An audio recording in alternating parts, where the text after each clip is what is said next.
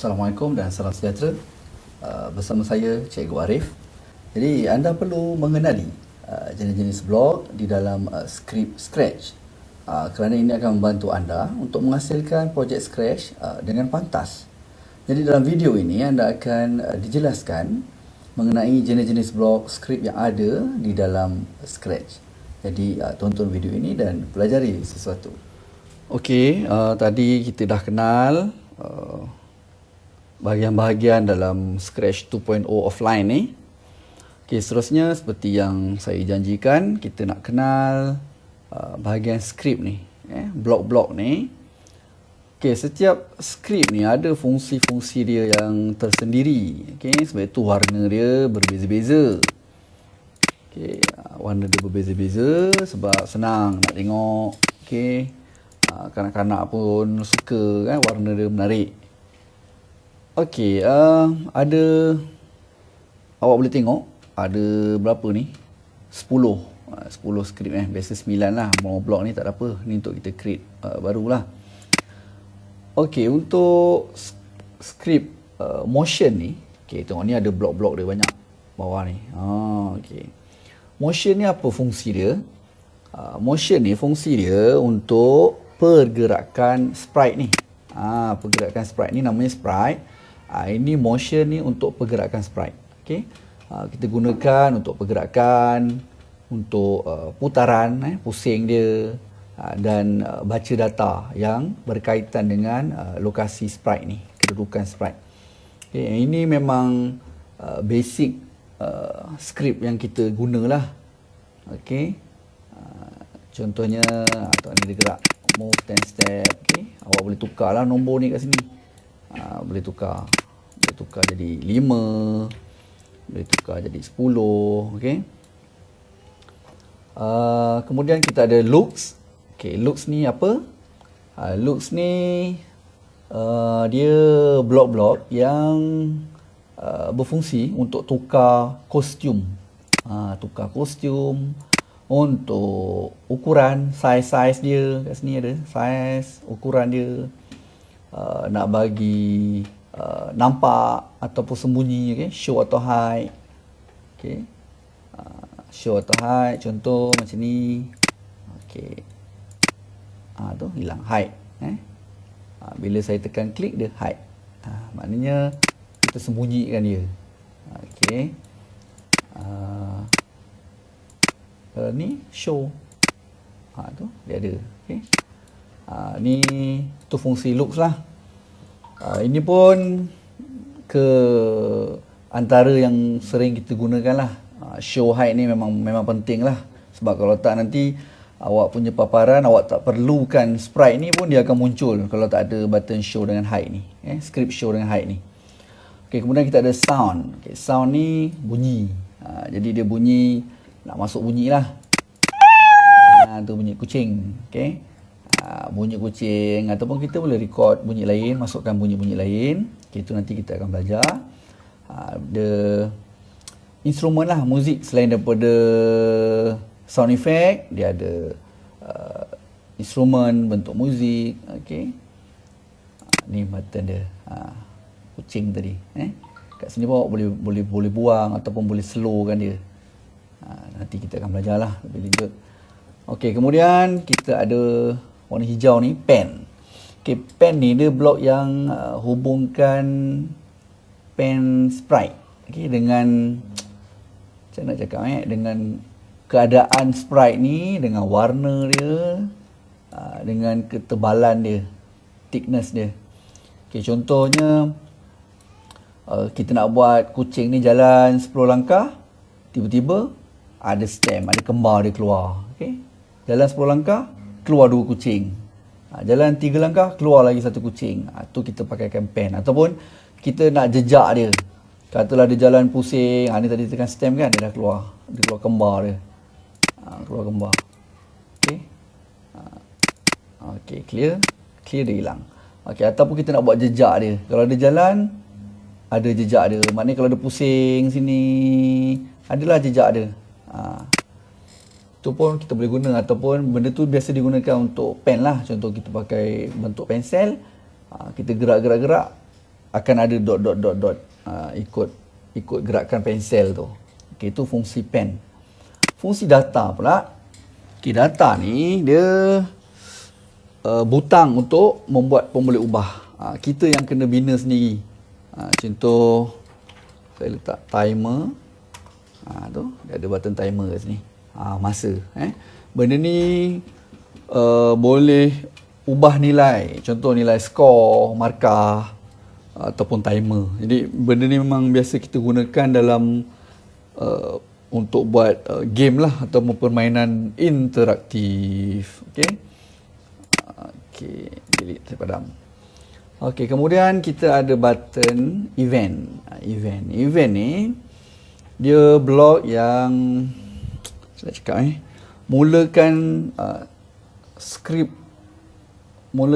yang ada banyak-banyak tu untuk bagi tindak balas terhadap aktiviti ataupun paparan tertentu. Contoh klik sprite dengan tertikus, tekan button, tekan keyboard. Okey. Jadi dia juga akan menyokong lah. Ni ada mesej-mesej ni. Contoh bila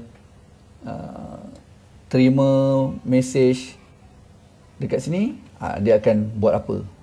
Jadi dia bertindak balas terhadap apa yang kita tetapkan, respon-respon yang kita tetapkan. Maknanya when this sprite click, bila kita klik jadi apa. Contoh bila kita klik dia jadi berjalan, bila kita klik dia jadi hilang. Okay. Ataupun bila kita klik dia pergi ke paparan lain. Itu fungsi dia lah event ni. Ini pun penting dalam setiap projek Scratch. Memang kita akan gunakan benda ni. Lagi-lagi kalau awak nak buat satu interaktif Scratch, interaktif projek, memang kena pakai, gunakan benda-benda ni. Okey, untuk control pula. Control ni dia ini pun memang penting. Dia mengawal. Okey, dia bagi nak kawal programming language. Macam mana? Bahasa pengaturcaraan untuk loops. Macam forever ni selama-lamanya dia akan jalan. Ataupun repeat 10 kali. Buat ulang 10 kali sahaja. Contoh tunggu 1 saat baru muncul. Tunggu 1 saat baru berjalan. Okey, ini pun pentinglah, dia mengawal sprite kita ni, mengawal aktiviti yang kita tetapkan lah. Nak gerak berapa lama, okey. Kemudian ada sensing. Okay. Sensing ni pula dia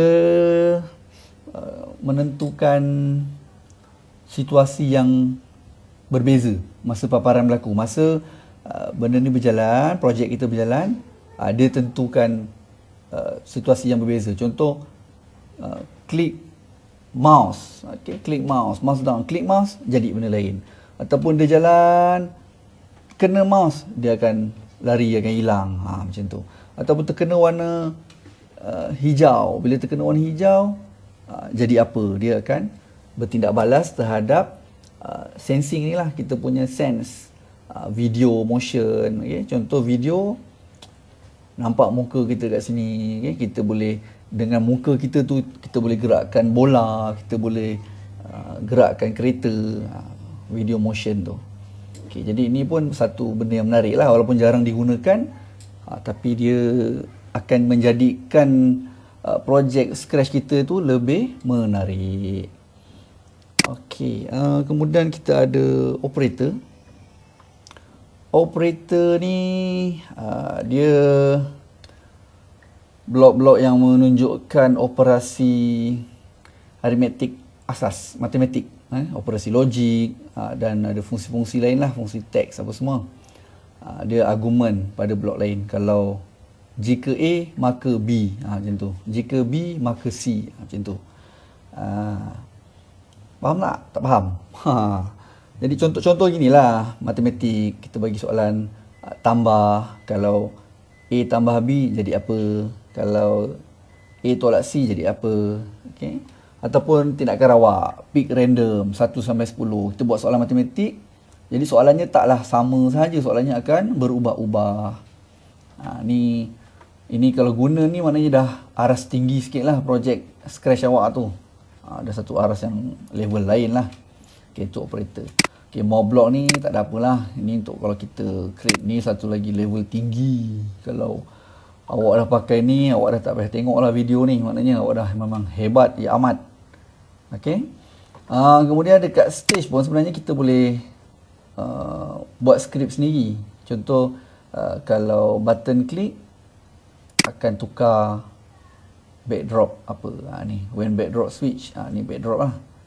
Stage ni kira backdrop lah belakang dia ni. Okay, jadi rasanya nanti awak boleh cuba. Cikgu lepas ni akan tunjukkan contoh-contoh projek, simple projek yang menggunakan elemen-elemen skrip ni lah. Okay, semakin terperinci, detail awak buat, maknanya semakin dahsyat lah projek awak tu. Tapi kadang-kadang kalau salah masukkan, dia takkan jadi. Okay, kalau salah masukkan, dia takkan jadi. Okay, contoh, kita nak buat dia berjalan forever. Langkah macam ni. Okay, kucing ni dia ada dua pergerakan. Okay, jadi skrip dia, okay, skrip dia satu, bila kita tekan bendera, dia akan selamanya berjalan. Next costume. Next costume maknanya daripada kostum 1 ke kostum 2. Okey, mari kita tengok. Tu, baru akan bergerak. Kostum 1 ke kostum 2, tapi tersangat pantas. Kan, jadi tak menarik. Jadi apa yang perlu kita buat? Kita gunakan kontrol ni, kawal.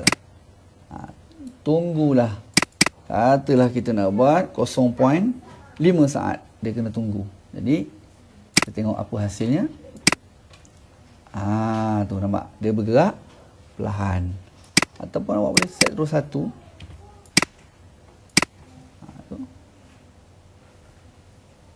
Okey, nampak.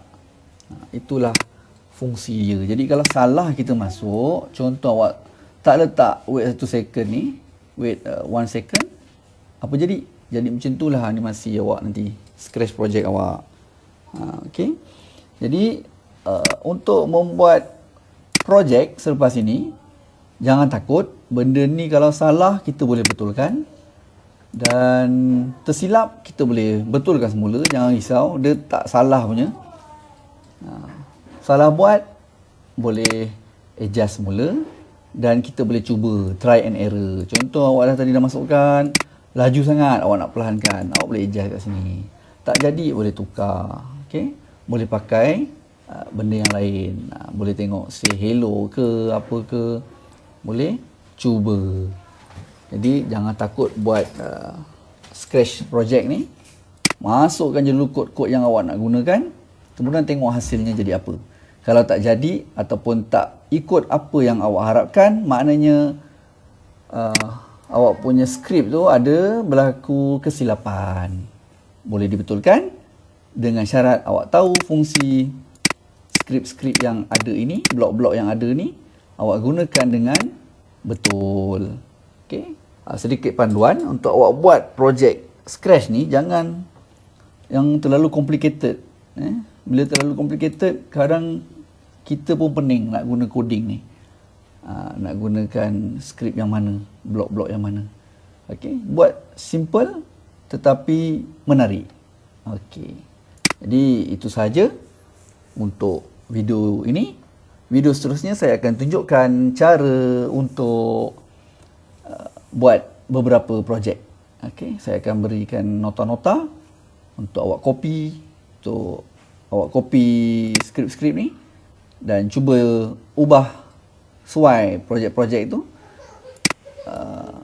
supaya awak dapat ubah dan jadi lebih menarik ataupun hasil kreativiti awak sendiri. Okey, itu saja. Terima kasih.